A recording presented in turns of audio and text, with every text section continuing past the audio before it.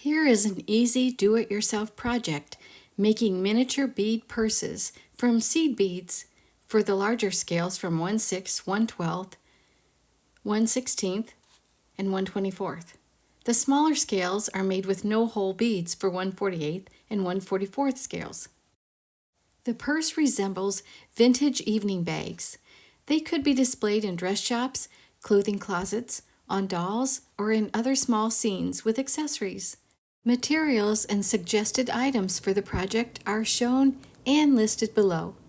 All right, to get started, use wire cutters to cut a 12-inch piece of 30-gauge wire. I am using a color that matches my handle.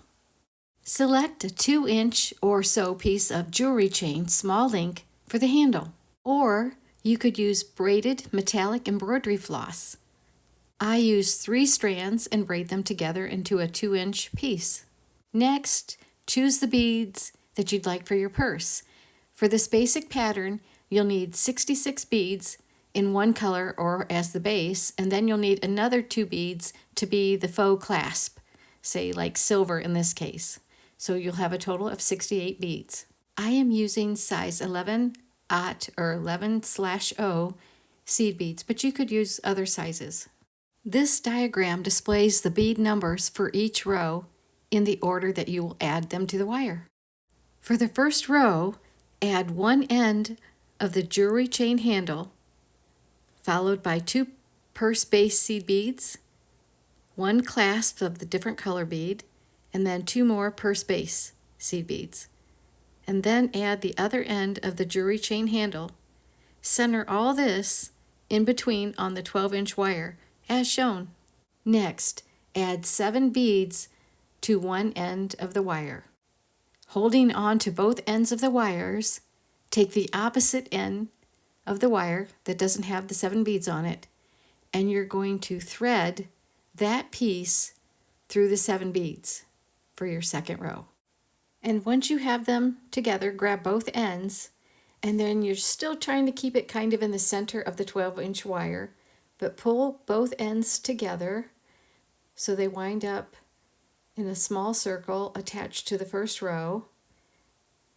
And you can bend the wire to kind of shape it and kind of pull it a little bit tight there.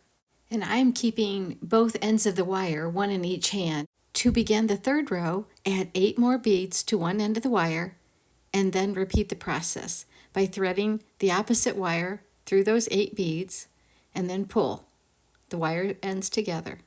And as you're pulling the different rows together, the little jewelry chain might get caught in between the rows as you pull them together. If that happens, just take a tweezers or a toothpick and gently pull it out, and then you can complete pulling the rows together with the wires. Now you're ready for the fourth row, which is 9 beads. Repeat the process of threading the seed beads through the wire, thread the opposite wire through that, pull tight. The fifth row is the bottom of the base, and it's 10 seed beads. Thread them onto one end, then thread the opposite wire through those 10 beads, and pull tight. At this point, you could make the 10 the bottom of the purse base, or you can also add another set of 10, so it'll be a little bit fuller on the purse. That's one option. I've made it both ways. Or reverse the bead row size by 9, 8, 7 by adding the beads to one side and then threading the opposite side through that number of beads and then pulling tight. Now add the final row of 5 beads, 2 of the purse base color, the middle one of a different color that will be the faux clasp bead, and then add another 2 of the base color beads. Thread the opposite wire through those 5 beads. After I have the last set of 5 beads on, I'm going to count just to make sure I have enough rows and kind of make any adjustments to make sure the beads and the rows are tight together. And again, you have the option of the center of the base of the purse to make 2 rows of 10 instead of just 1. Now fold the purse ends together so the 5 bead rows match up. Thread the wire ends through the first row of the jewelry chain 5 beads. Pull tight.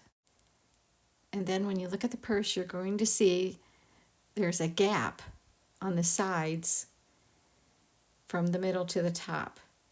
And what I like to do is to take that extra wire on the either side, and starting at the number 7s, I just start to string through those end wire pieces. There's like a little loop at the end of each row, and I just connect them, the 7s together, the 8s together, the 9s together. And then at the end, I mean, if there's 10, go through in the 10s.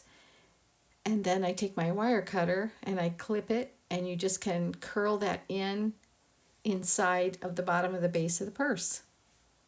So for example, this gold purse that I just completed, that has just one row of 10 in the center bottom. The white purse, it's kind of a shiny white, it actually has 2 rows of 10 at the base. So you can see it's a little bit fuller purse. And this little black purse, it was made with 15-aught or 15/0 size beads. And here I show the gold purse with the doll in jeans, and the red purse with the skeleton, the faux sugar skull I made in a previous video. There are so many design and color options. I made the top cream purse using 2 bugle beads with a seed bead clasp in the middle for the top rows. I changed the handle later on in the video to embroidery floss. The turquoise purse was my attempt to add brown-eyed Susan wildflowers. The purse on the bottom is a random multicolor assortment. My challenge was to see if I could make smaller scales of a bead-like looking purse. So I decided to try to use the micro beads or the no-hole beads, and then I have a little scrap bag that I save of metallic embroidery floss pieces that I think I'm going to be able to use for the handles. And then instead of weaving anything, I'm going to place the beads on a little piece of cardstock. So after I glue the handles on, I usually glue one side, let it dry, and then I round it over. And then I put a little bit of the micro beads into a little container and add glue to the one side of the purse, the cardstock.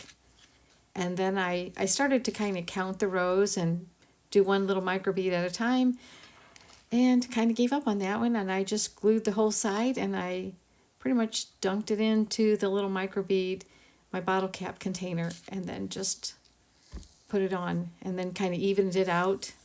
It seemed to work a lot better if I let it dry, and then I would fill it in a little bit later with some extra little micro dots. You could also add a silver micro dot for the clasp, which I did on the larger ones. And then glue the opposite side. Once that front side is done, glue the opposite side, and then add more micro beads. For the 1/44 scale, it is so small. It's about 1/16 by 1/16 of a little cardstock piece of black that I used, and it's about 3 little micro dots on it, like a little triangle. It is that tiny. Kudos to all the people who love those super small scales. This 1/16 by 1/16 is probably a large tote size purse in the 1/44 scale. And here are the comparisons. The large one is clear on the left-hand side, all the way down to the 1/44. Now I want to change some handles using the metallic embroidery floss that I had braided. And I had cut 2 inches in length, and I cut off the chain, the jewelry chain. It just looked a little bit too thick for me. And so I measure out the 2 inches, and all I did was glue it to the one end. Once that was dry, then I flip it over and I glue it to the other end. Now this little cream purse is also the one, so it is possible to modify the purses like I did with the cream handle.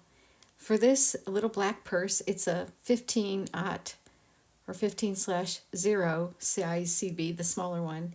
And I made a little bit larger handle, and I used the braided metallic silver on that as well.